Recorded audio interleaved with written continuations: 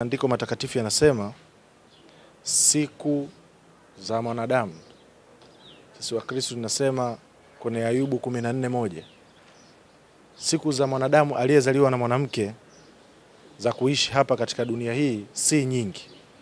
Nazo zimejaa taabu. Na hakuna aliyejua kama jana mwenzetu tuliyekuja naye angeweza kututoka kwenye mazingira yale. Kwa hiyo ni sehemu ya kumshukuru Mungu kama ibada na kujitia moyo kwa sisi tuliobaki. Napenda kutoa pole kwa uongozi wa matawi mkoa wa Mbeya,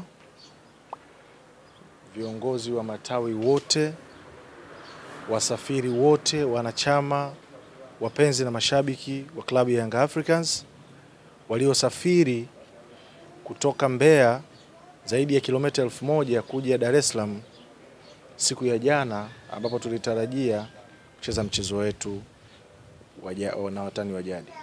Msiba huu umetugusa sana sana, na kama sehemu ya utaratibu wetu, msiba huu wote utakwenda kubebwa na klabu. Kila kitu kupitia mratibu wenu wa mkoa. Tayari maelekezo yamesha kwenda na anachotakiwa ni kuyatekeleza tu.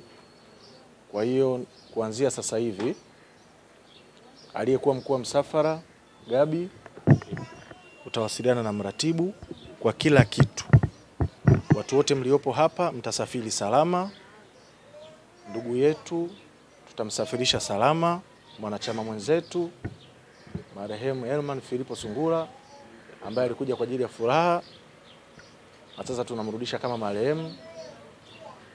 Tutamfikisha Mbeya salama na tutamhifadhi salama. Yote hiyo itakuwa ni chini ya klabu ya Young Africans kama sehemu yetu ya kuonyesha kugusa na tatizo hili ambalo limetokea.